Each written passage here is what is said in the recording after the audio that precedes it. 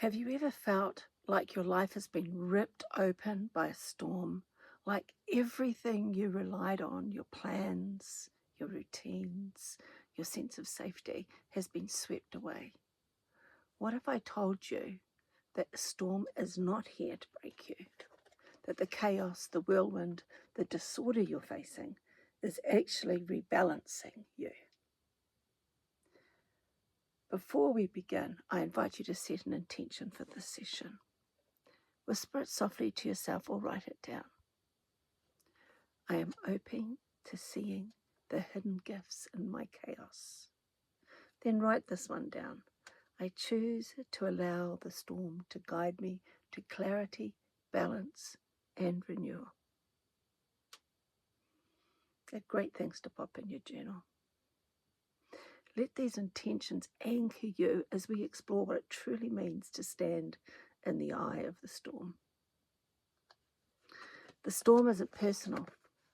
It doesn't target you because of who you are or what you've done. It comes for all of us equally. Like the tornado in the Wizard of Oz, Dorothy's house was lifted and hurled into the unknown. Not because she deserved it, but because the storm demanded surrender. And surrender is terrifying. The ground flips beneath your feet. Familiar landmarks vanish. Everything you thought you knew about life, about love, about yourself disappears. Rainer Maria Rilke in The Man Watching captures this perfectly. I can tell by the way the trees beat that a storm is coming. And I hear the far-off fields say things I cannot bear without a friend. That's grief. That's upheaval. That's the storm stripping you bare. But here's the hidden truth. The storm's howl is not chaos. It's not chaos without purpose. It is the voice of rebalancing. The forces larger than this, than us, are not our enemies. They are teachers.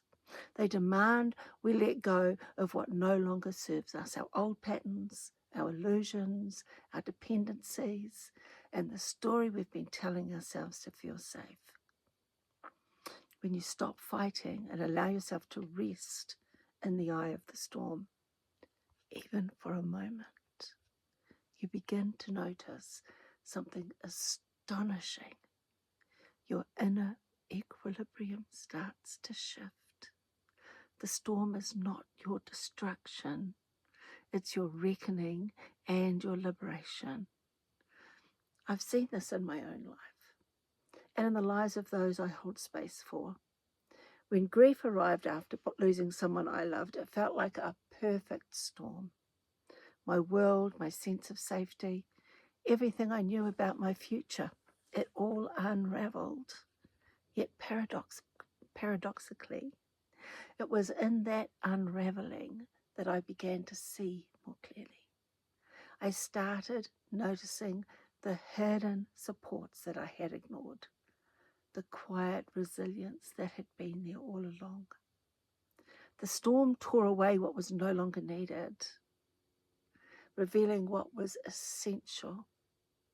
Sometimes the storm is external, a global crisis, a personal betrayal, a sudden loss.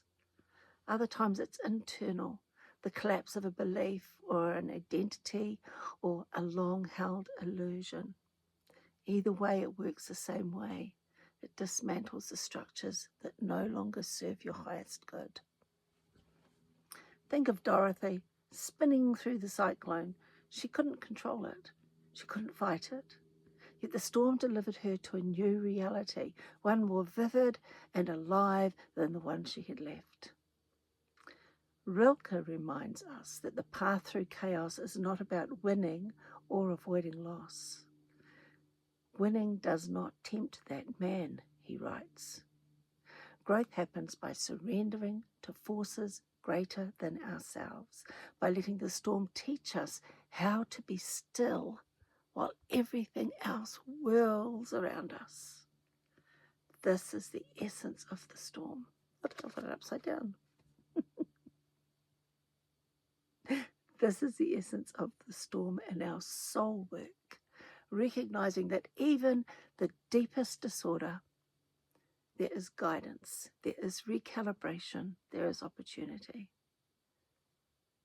So what can you do right now? Find your eye, your center. Breathe. Settle.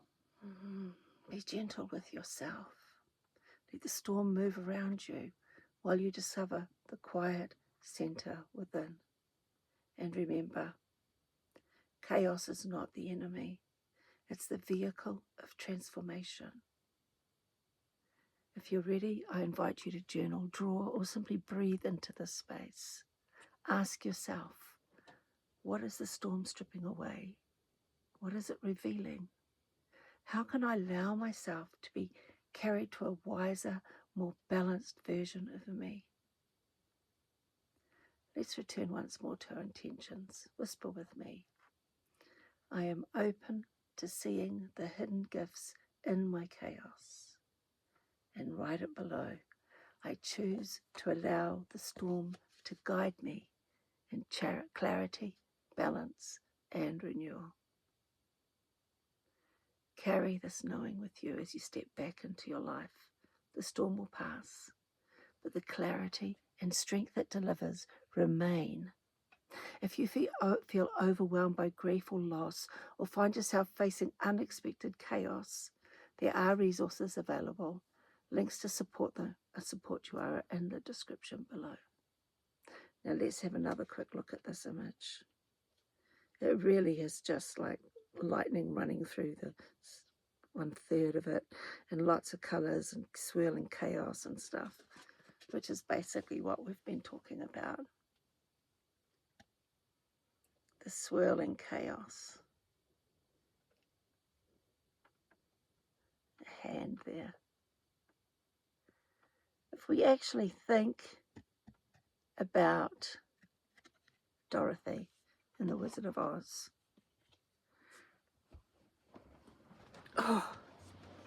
and we think about how, you know, that The Wizard of Oz was filmed in black and white in the very beginning. And then she went to this place which was full of colour, full of adventure, and all of the things that she went through there. And when she tapped her heels together 3 times and said, "There's no place like home. There's no place like home. There's no place like home," she found herself lying in her bed at home. And she was a different person because the experiences that she had had in the land of Oz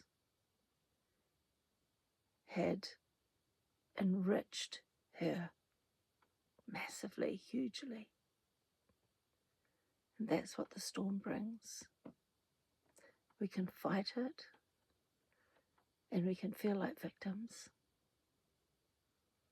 and always feel, why me, why me? Or we can surrender, and I don't like that word. We can surrender to it. We can allow it. We can move into our center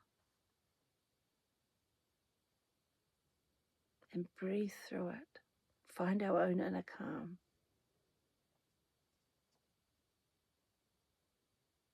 And come away with the rich experiences that it offers. Thank you for joining me today,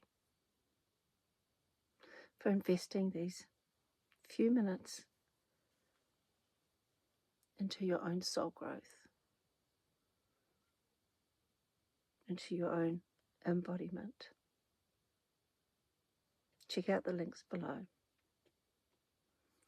I love you. I'll be back again tomorrow.